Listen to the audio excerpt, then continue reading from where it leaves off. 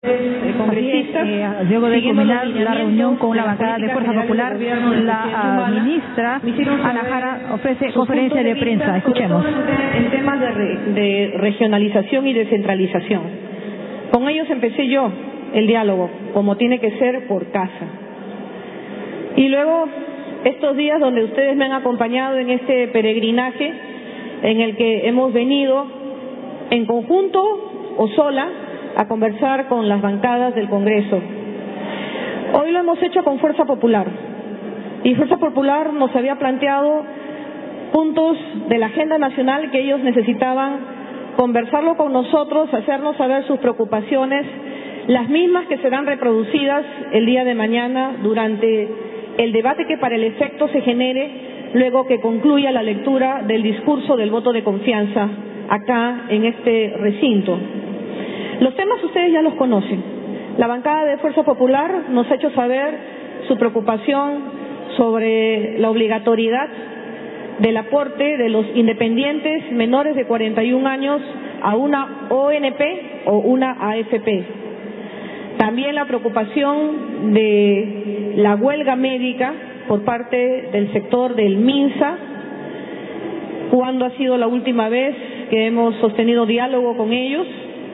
Y para dichos efectos, y además que ustedes conocen como cronistas parlamentarios, los detalles también los dará la señora ministra de Estado en ese sector, Midori de Javish, que se presentará ante la Comisión de Salud, presidida por la oposición, por el doctor José Luis Elías, en horas de la tarde. Sin embargo, por un tema de respeto también hemos concurrido con la señora viceministra de Salud, la doctora Paulina Yusti. Ella le ha hecho saber que el diálogo siempre ha sido permanente con la Federación Médica. La última vez que se ha conversado con ellos ha sido el día de ayer. Se le han formulado planteamientos para acercar posiciones porque en más de un 90% ya se había logrado consensos en el petitorio de los médicos para poder levantar esta medida de lucha por parte de ellos, levantar su huelga y nuevamente reincorporarse a sus funciones y especialmente la atención de los pacientes, que son las poblaciones vulnerables que se ven afectadas por esta huelga médica en todo el Perú. Es el paciente el más perjudicado y es nuestra obligación como Estado velar por ese paciente, porque hay una oportuna atención médica y continuar salvando vidas. Se le ha hecho un ofrecimiento a la Federación Médica del pago de un bono que será permanente durante el 2015 y el 2016. Ellos están debatiendo al interior, entiendo, de sus bases para ver la procedencia o no de levantar la huelga. La decisión la tienen ellos. Yo quiero más bien utilizar este espacio público para hacerle la invocación a la Federación Médica. Nosotros entendemos perfectamente su plataforma de lucha y entendemos que como gremio tienen que salir al frente en la defensa de sus afiliados. Pero pónganse también del lado de nosotros como Estado. Nuestra obligatoriedad es proteger a los pacientes.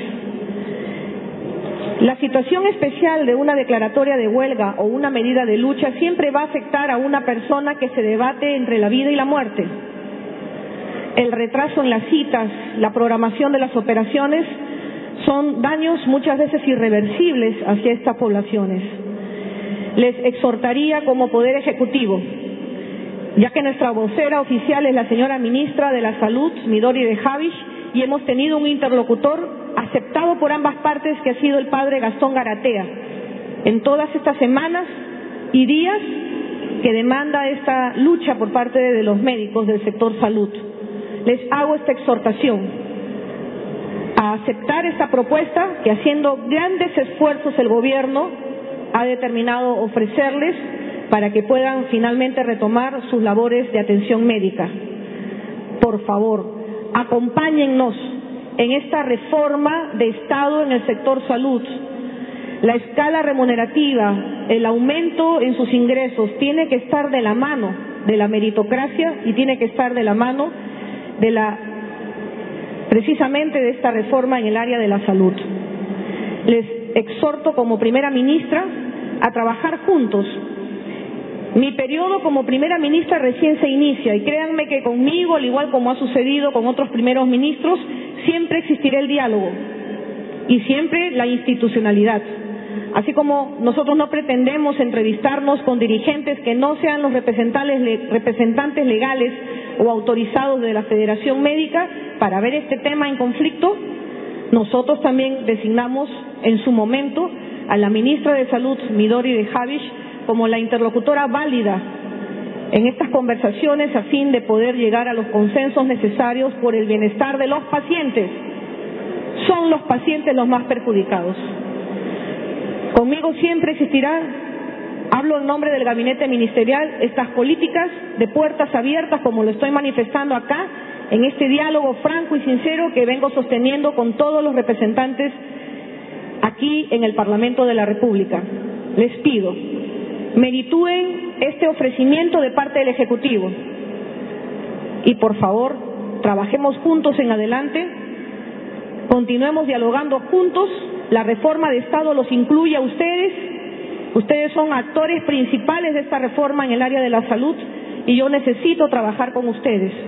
Les pido este voto de confianza de levantar la huelga médica por el bienestar de todos los peruanos. Otro tema también que ha sido tocado ha sido la lucha anticorrupción por parte de Fuerza Popular. Nosotros le hemos hecho saber algunos planteamientos que haremos público el día de mañana en esta lucha, cuya bandera siempre la ha enarbolado el gobierno del presidente Ollanta.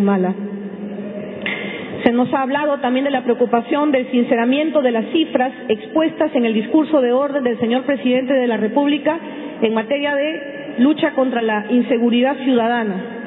Y se le ha explicado a la bancada de Fuerza Popular que efectivamente mañana nosotros explicaremos el alcance de esas cifras, de la participación, en este caso del Ministerio del Interior, en la lucha frontal contra la criminalidad y las medidas que adoptaremos también de manera conjunta, porque esto es una visión intersectorial, la lucha contra la criminalidad que afrontaremos en estos 2 años de gobierno que tenemos en coordinación con las demás autoridades competentes del gobierno central y los gobiernos subnacionales.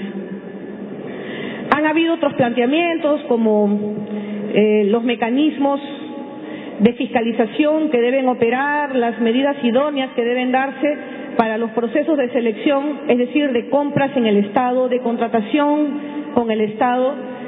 Y creo que para el efecto la nueva ley de contrataciones y adquisiciones del Estado, que fue parte de este paquete reactivador de la economía que presentamos al Congreso de la República y que fuera aprobado ya hace algunas semanas y cuyo reglamento estamos elaborando como Ejecutivo, nos darán las herramientas necesarias para hacer no solamente que haya un efectivo gasto público, un gasto público de calidad, que es lo que queremos los peruanos, invertir el dinero, pero en obras, compras que sirvan para mejorar la vida de todos los ciudadanos peruanos y los mecanismos de fiscalización.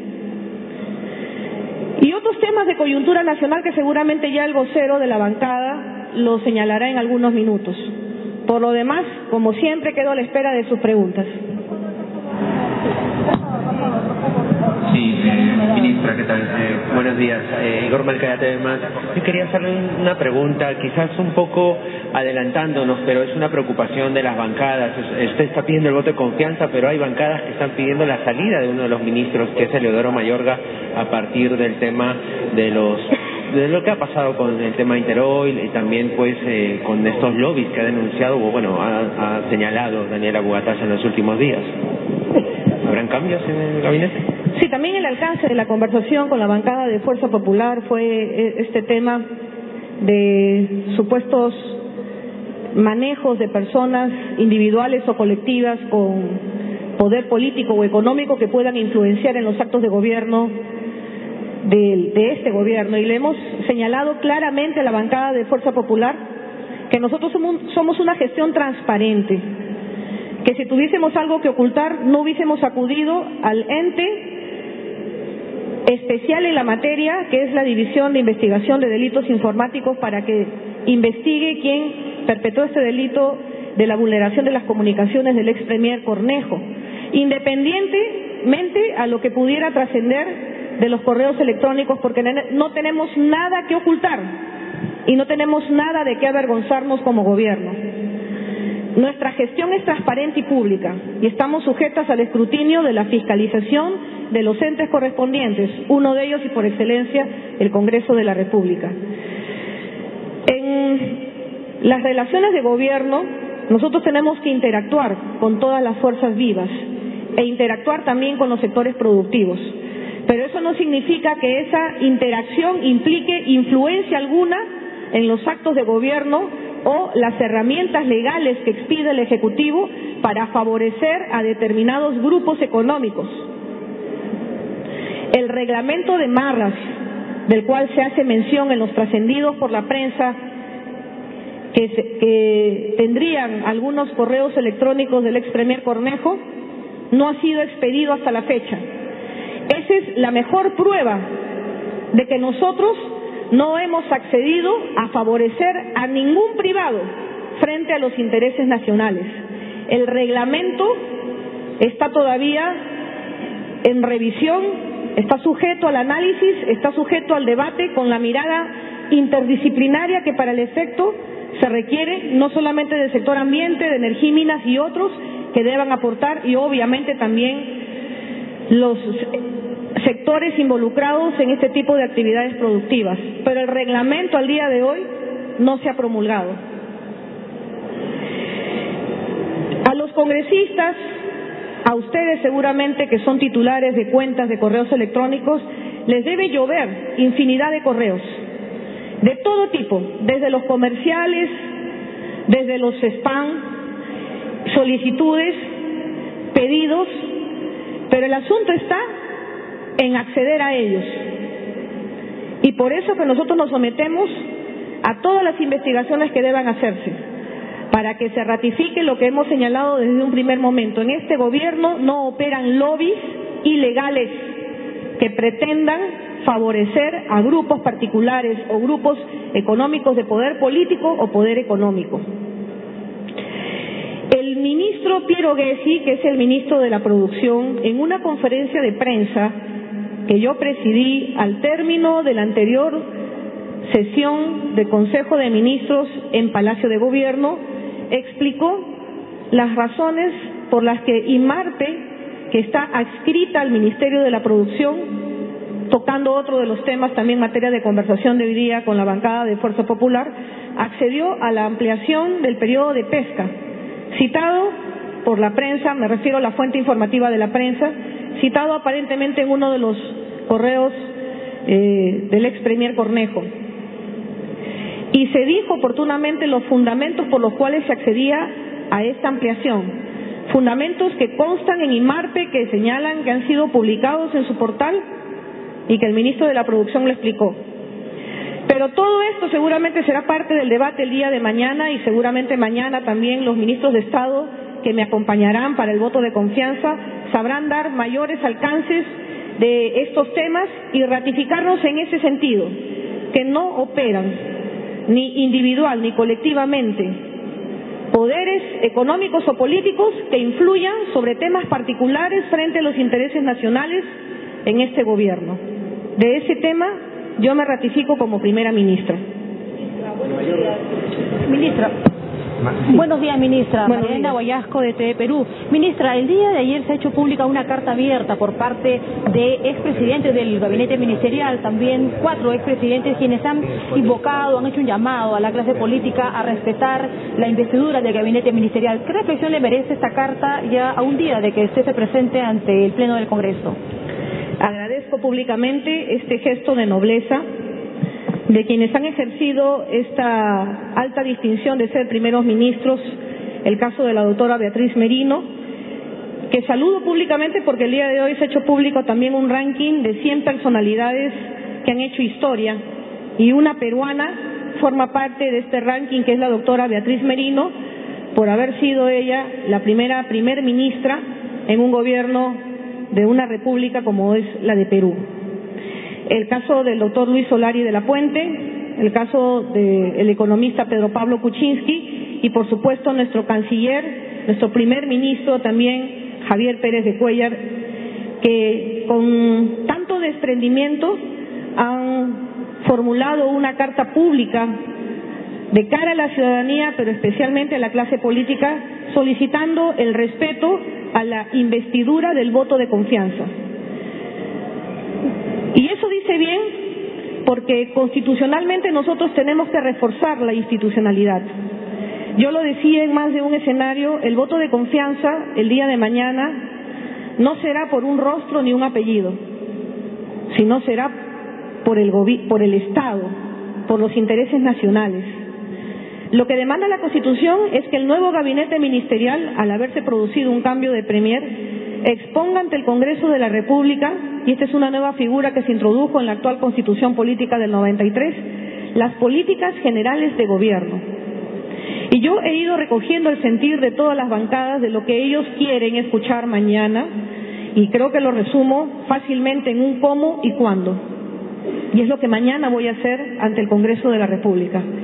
Si estamos cumpliendo lo que ordena nuestra Carta Magna de presentarnos ante el Congreso en tiempo oportuno para explicar en este extremo las políticas del gobierno que sigue siendo el mismo, un gobierno democrático que asumió funciones en el 2011 y que se irá, como lo demanda la Constitución, en julio del 2016, lo que correspondería sería el otorgamiento o no de la confianza. Y saludo que se hagan reflexiones en esta carta pública a la clase política, en la que se diga que el voto de investidura no debe ser utilizado como un instrumento de presión, porque las demandas sociales son muchas, pero un gobierno tiene que abocarse a solucionar especialmente los problemas de mayor urgencia y aquellos donde establezcamos medidas a mediano, corto y largo plazo, como las reformas de Estado que ha emprendido este gobierno y las megaobras que estamos dejando para la posteridad, seguramente en el aniversario de nuestra independencia, en el bicentenario, en el 2021. Y las reflexiones que hace la doctora Beatriz Merino, el economista Pedro Pablo Kuczynski, el doctor Luis Solari de la Puente y el doctor Javier Pérez de Cuéllar, en el sentido que esta es una muy buena oportunidad para que el Perú, a través de sus representantes en el Congreso, conozcan cuáles son nuestros planteamientos, nuestras metas y qué estamos ofreciendo de cara a los próximos 2 años como gobierno constitucional para crecer con bienestar en favor de todos los peruanos y peruanas. Celebro este gesto democrático. Nunca me imaginé recibir, desde el punto de vista de la institucionalidad del voto de confianza, un respaldarazo de 4 eminentes personalidades que han ejercido en distintos gobiernos el cargo de presidentes de Consejo de Ministros. Agradezco ese gesto y lo único que hace es comprometerme para trabajar de una manera mucho más esforzada, más colectiva, porque este trabajo es en equipo. Somos 19 ministros de Estado, un presidente de la República que nos traza los lineamientos de gobierno, un Congreso de la República que nos apoya en las reformas de Estado y también obviamente en la parte de fiscalización y los demás poderes públicos que hacen otro tanto en favor del bienestar nacional. Buenos días. Y su guerra de la televisión. En general, a todas las bancadas les preocupa.